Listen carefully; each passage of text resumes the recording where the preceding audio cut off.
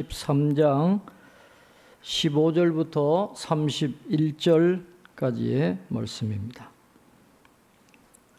747면쯤에 있습니다. 느헤미야 13장 15절부터 31절까지 한 절씩 교독하겠습니다. 그때에 내가 본즉 유다에서 어떤 사람이 안식일에 술틀을 밟고 곡식단을 나귀의 시로 운반하며 포도주와 포도와 무화과와 여러 가지 짐을 지고 안식일에 예루살렘에 들어와서 음식물을 팔기로 그날에 내가 경계하였고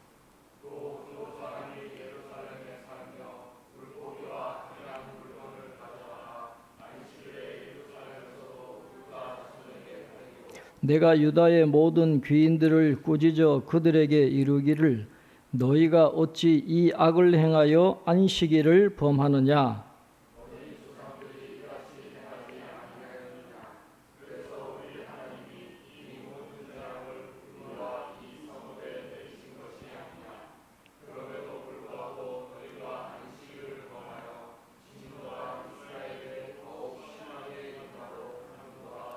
안식일 전 예루살렘 성문이 어두워 갈 때에 내가 성문을 닫고 안식일이 지나기 전에는 열지 말라 하고 나를 따르는 종자 몇을 성문 받아 세워 안식일에는 아무 짐도 들어오지 못하게 하였으므로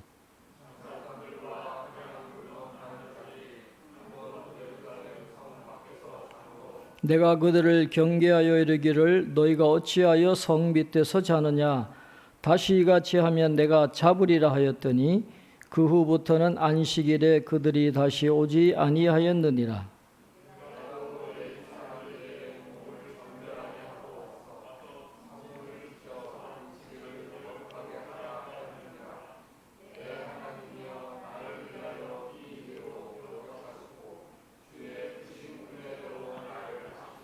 그때에 내가 또 본즉 유다 사람이 아스돗과 암몬과 모압 여인을 맞아 아내로 삼았는데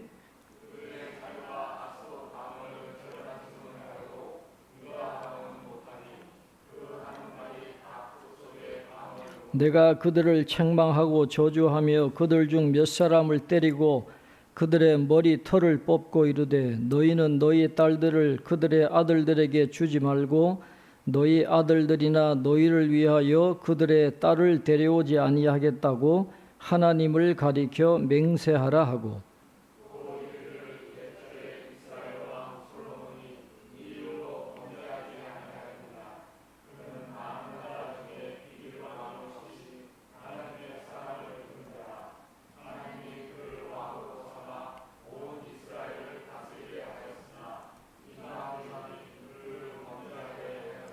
너희가 이방 여인을 아내로 맞아 이 모든 큰 악을 행하여 우리 하나님께 범죄하는 것을 우리가 어찌 용납하겠느냐?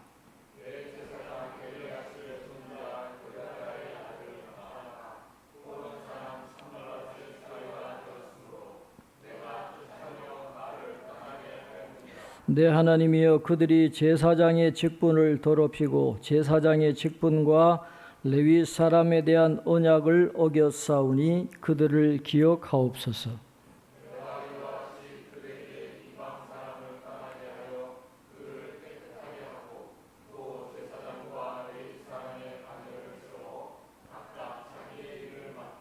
함께 봅니다. 또 정한 기한에 나무와 처음 익은 것을 드리게 하였사오니 내 하나님이여 나를 기억하사 복을 주옵소서. 아멘. 교회 소식 주보를 참조해 주시기 바랍니다. 기도해 주신 대로 우리 환우들 김상준 장로님, 김계숙 집사님, 정예숙 인사님, 또 우리 어르신들 위해서 기도해 주시고 정훈이가 내일 논산훈련소에 입소를 하게 되겠고 육군으로 이제 복무를 하게 되겠습니다. 재우가 지금 공익으로 근무 중인데 훈련소에 갔다 와야 된다 그러더라고요. 그래서 정해지질 않았었는데 오늘 정해졌다고 연락을 받았어요. 이번 목요일 날 8월 22일 이번 주가 아니고 예. 8월 22일 날 정해졌다고 합니다. 한 3주죠? 3주 훈련 받고 올 예정입니다. 잘 할 수 있도록 기도해 주시길 바라고, 겨자시 작은도서관 행사 참고해 주시기를 바랍니다. 느헤미야 13장 이제 마지막 부분을 우리가 함께 말씀을 나누게 됐습니다. 느헤미야는 한 12년 동안 이스라엘로 돌아와서 유다 총독 자리에 있었습니다. 기원전 445년부터 433년까지 12년 동안 총독으로 있으면서 성벽을 재건을 하고 개혁을 이루게 됩니다. 그러다가 다시 페르시아로 돌아갑니다. 그리고 얼마 동안 있다가 다시 유다로 귀환을 하게 되는데, 아마 기원전 424년 이전에 돌아온 것으로 그렇게 보여집니다. 그런데 페르시아에 잠시 갔다가 다시 돌아오니까 이 예루살렘과 이 유다 상황이 이제 완전히 영적으로 무너지고, 과거의 조상들이 했던 그 죄를 그대로 반복하는 그런 모습을 보게 됩니다. 이 느헤미야는 별명이 불굴의 개혁자예요. 그걸 또 그냥 가만두고 볼 수가 없습니다.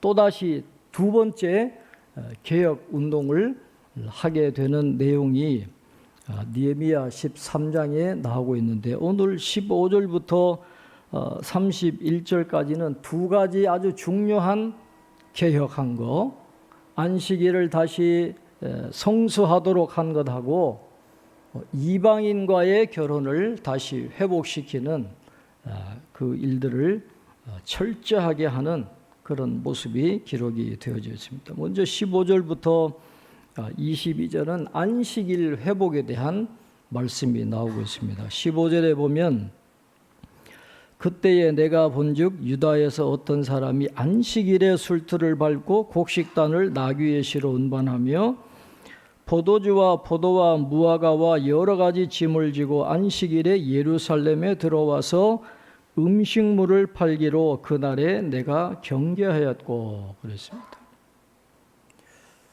제가 성지순례를 가가지고 이스라엘을 또 요르단, 이집트 이쪽을 쭉 다니면서 가장 들었던 인상적인 이야기가 뭐냐 하면, 이스라엘 사람들이 그래요. 우리가 안식일을 지킨 게 아니고 안식일이 우리를 지켜주신 겁니다. 그렇게 이야기하는 거예요.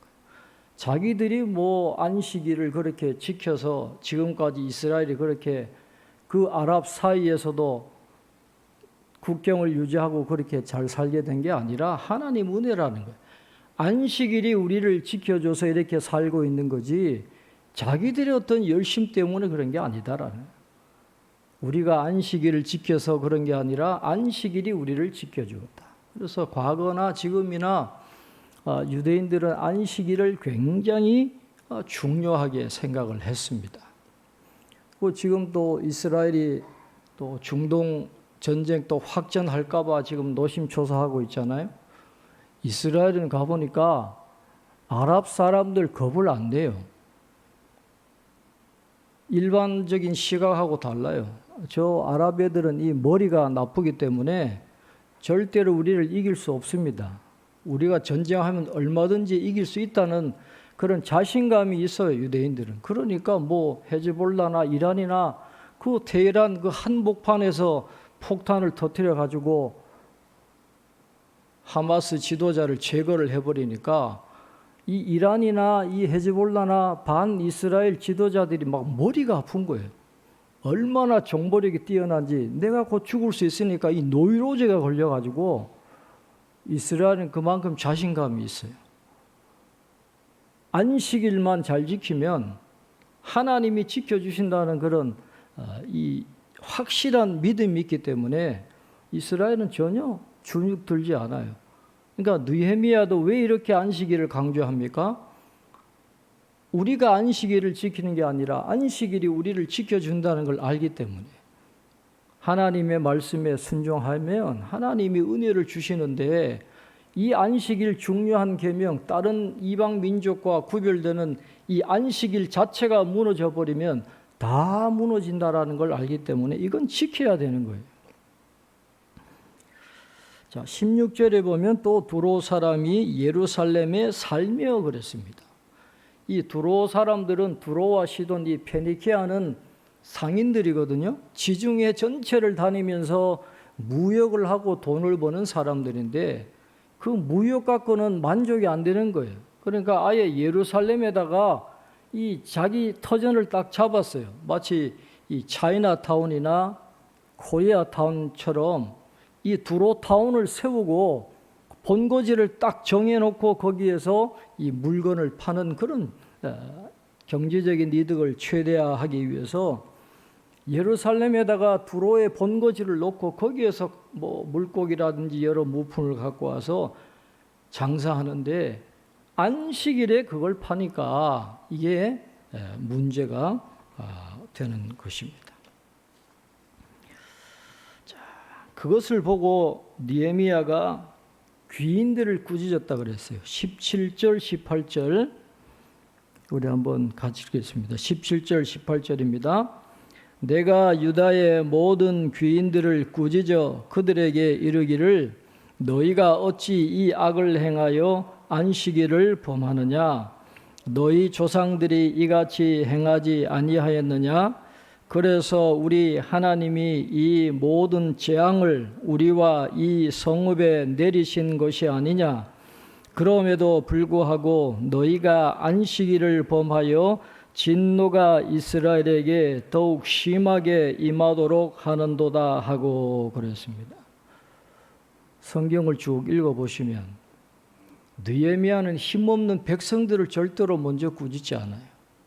항상 누구를 꾸짖어요? 귀인들, 지도자들, 책임자들을 꾸짖는 겁니다. 여러분, 이게 굉장히 힘든 거예요. 이 기득권을 갖고 누리는 사람들을 책망한다? 굉장히 강한 반발이 옵니다. 이게 리더십이 교체되면 항상 문제가 왜 생기느냐?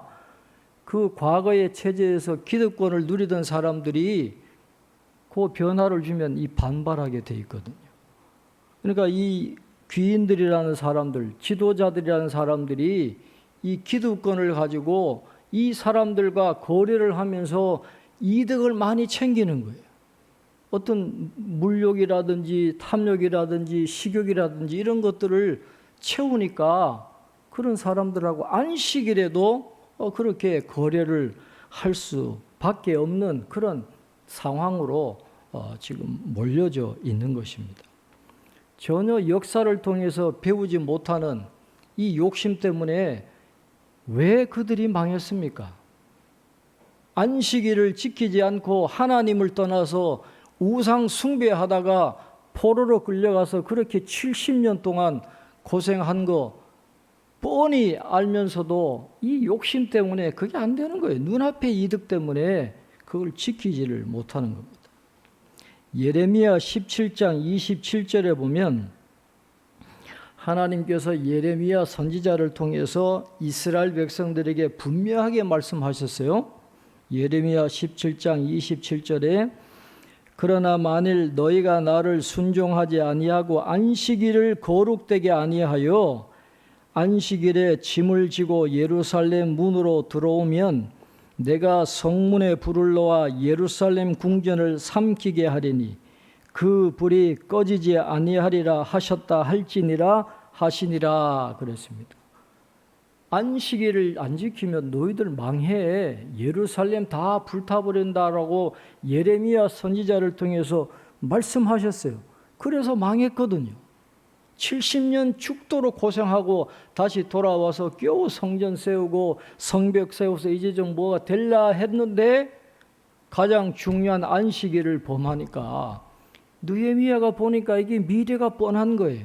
가장 중요한 걸 지키지 않으니까 이게 또다시 또 망하겠구나. 이 절박한 겁니다. 그러니까 이 지도자들부터 꾸짖어 가지고 이걸 다시 개혁해서 지키려고 하는 이 느헤미야의 모습이 오늘 본문에 나옵니다. 그들을 꾸짖는 것만 그치지 않아요. 구체적으로 이스라엘 백성들이 안식일을 지키도록 이 느헤미야는 실행력이 굉장히 좋은 그런 리더이기 때문에 다 조치를 취해가지고 강제로 그냥 총독의 권한으로 지키도록 하는 장면이 19절 이하에 나오고 있습니다.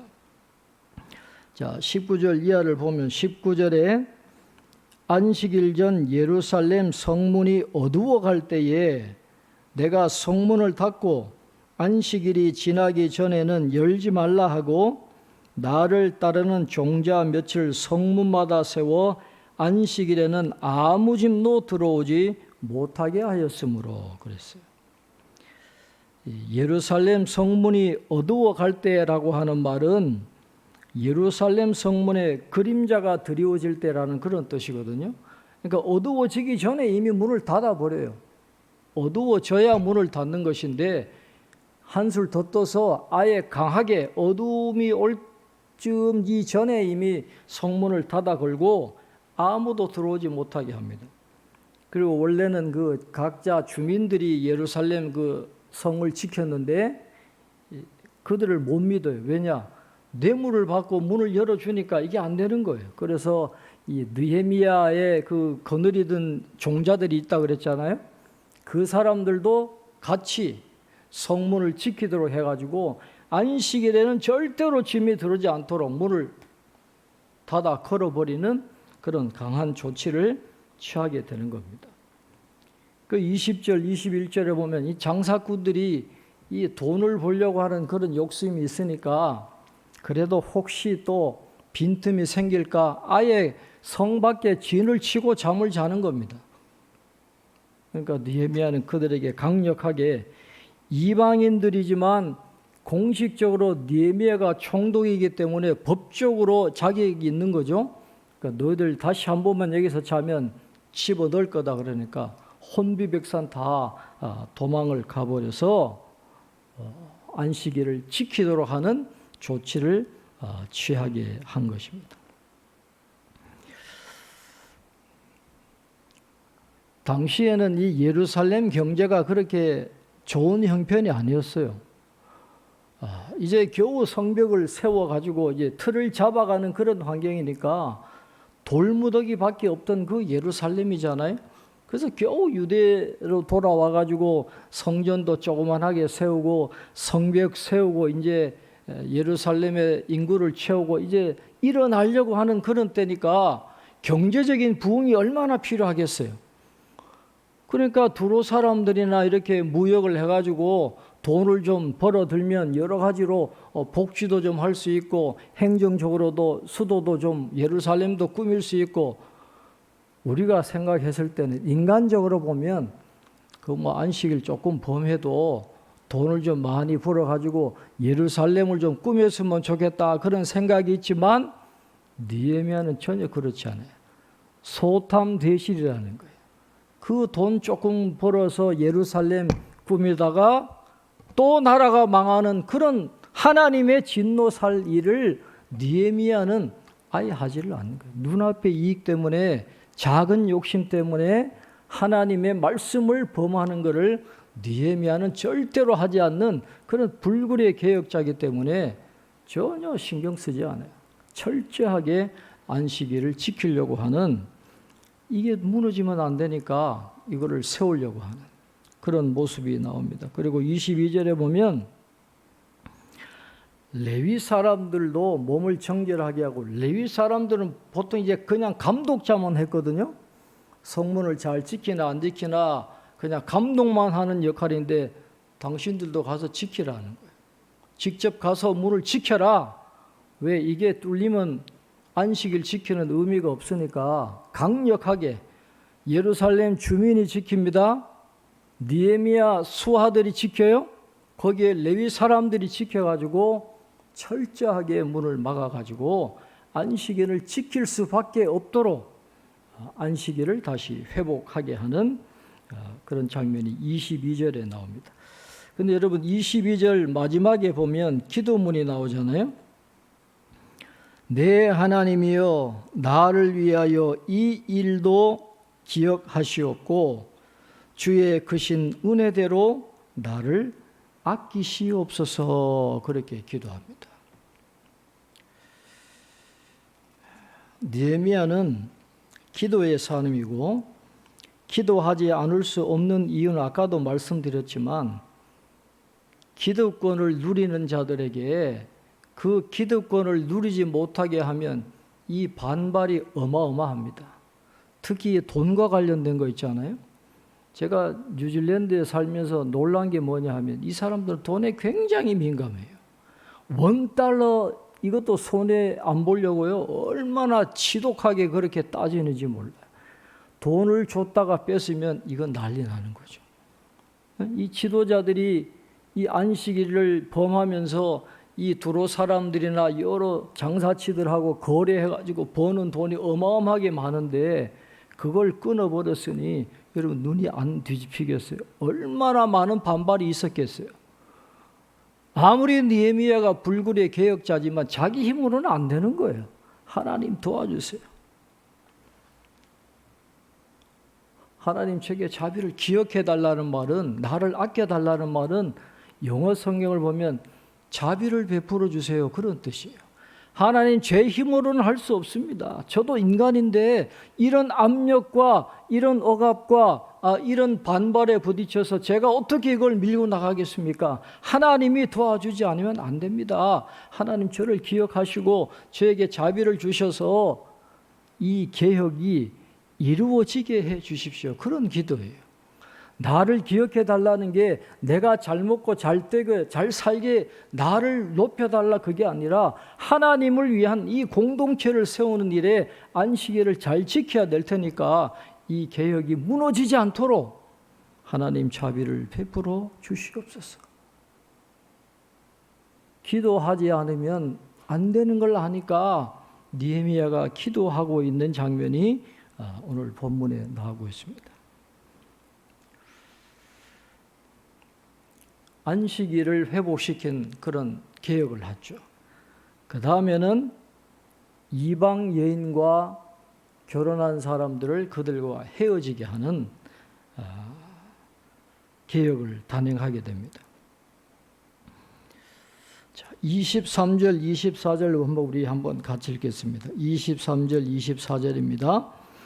그때에 내가 또 본즉 유다 사람이 아스돗과 암몬과 모압 여인을 맞아 아내로 삼았는데 그들의 자녀가 아스돗 방언을 절반쯤은 하여도 유다 방언은 못하니 그 하는 말이 각 족속의 방언이므로 그랬습니다.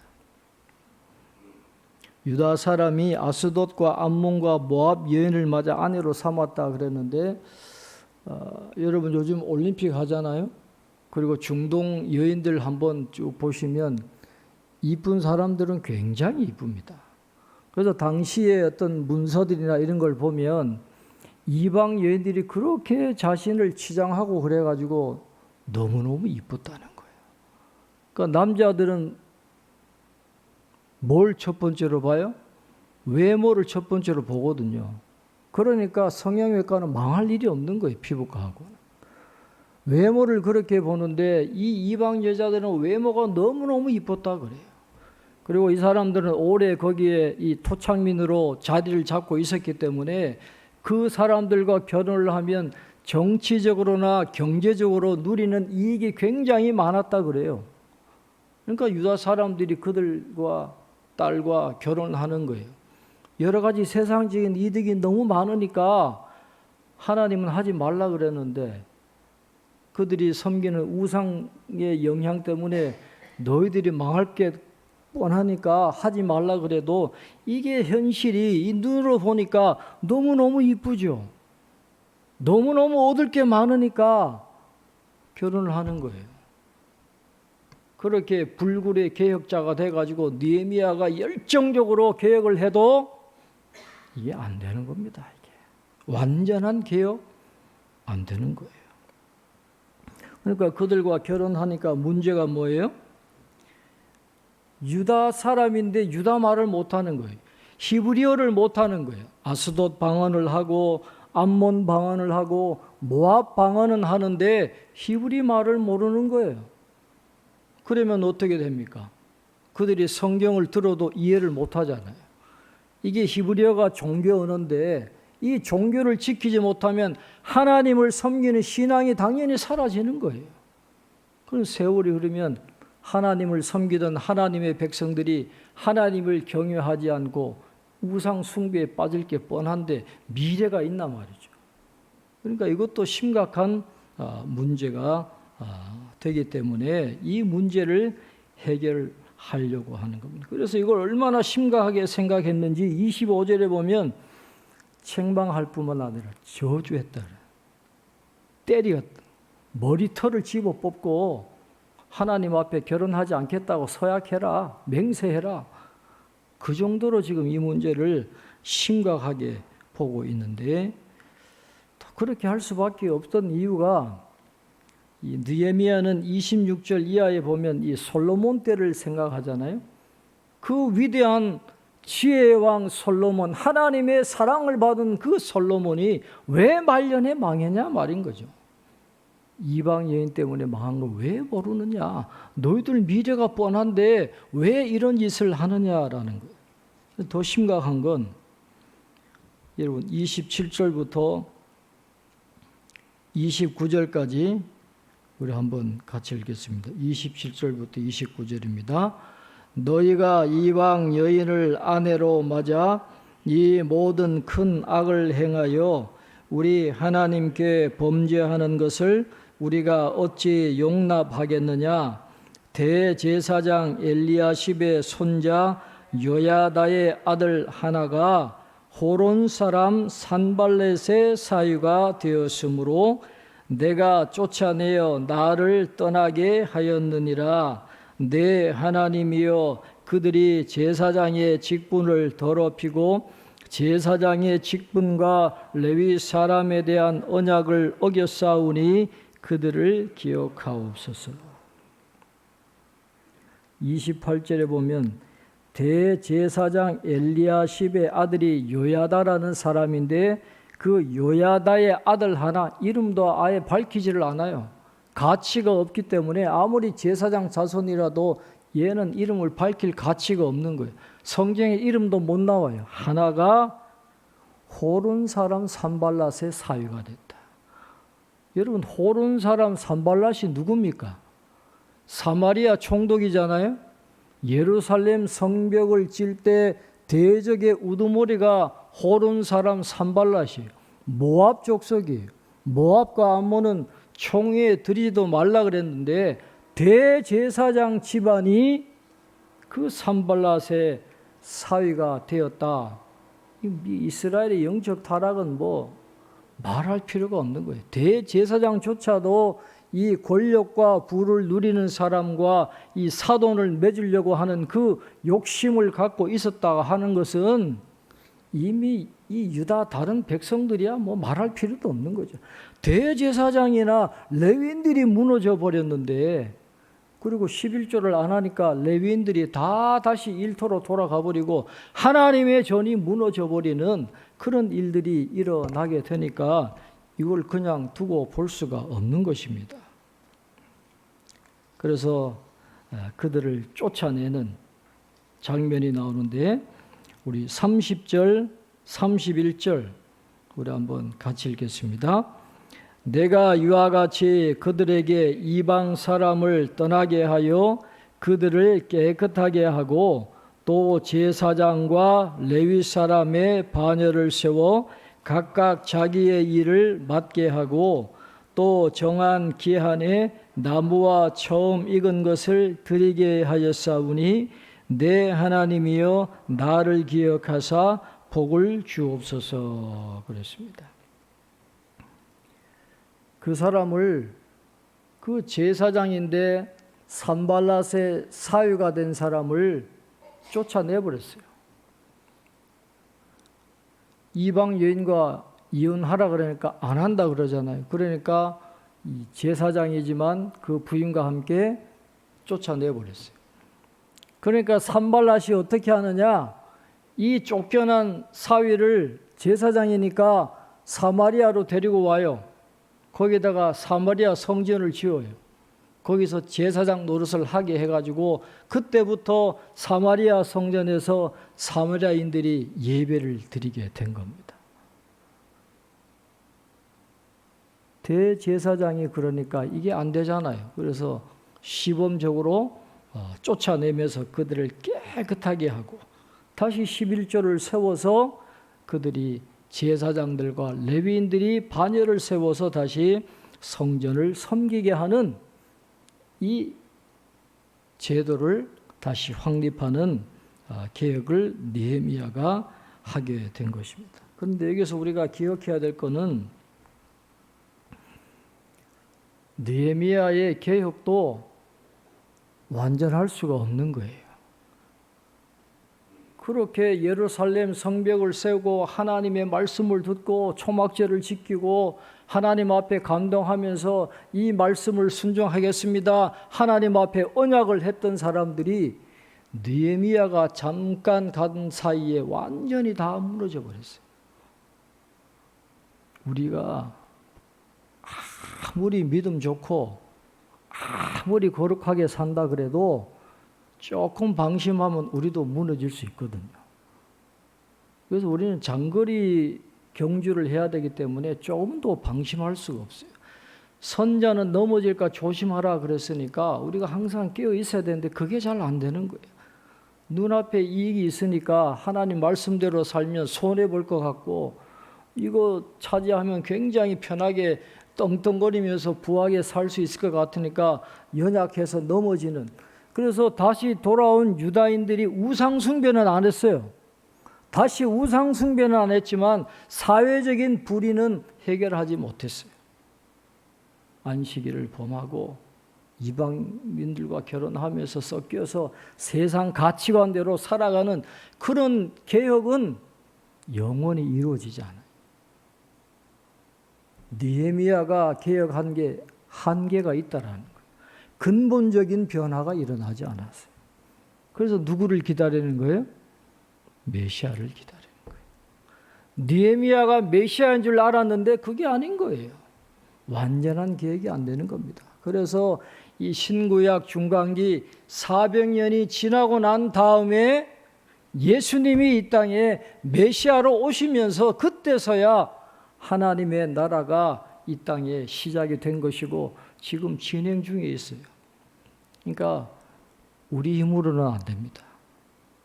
근본적인 개혁, 완전한 개혁은 이 땅에서는 안 돼요.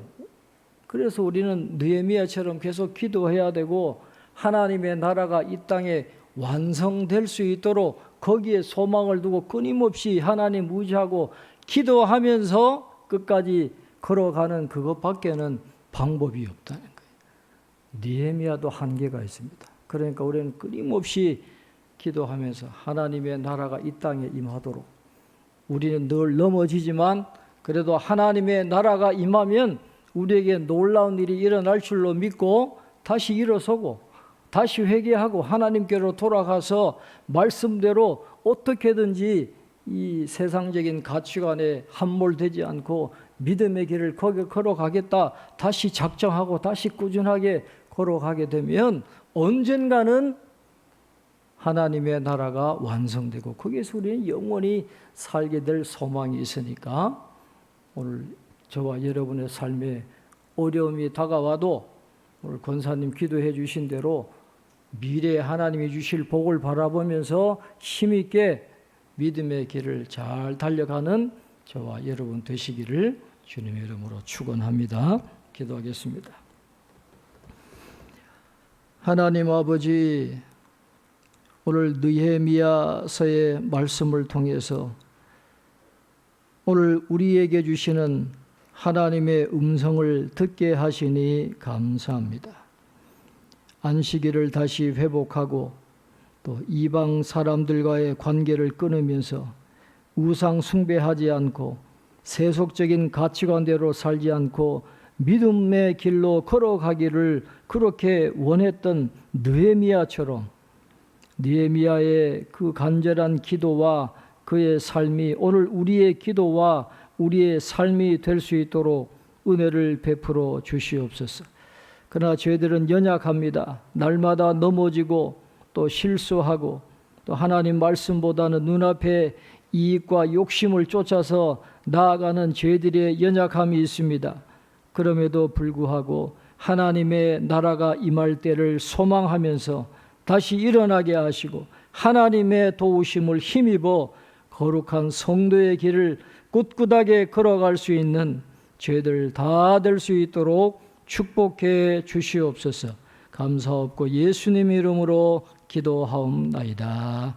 아멘.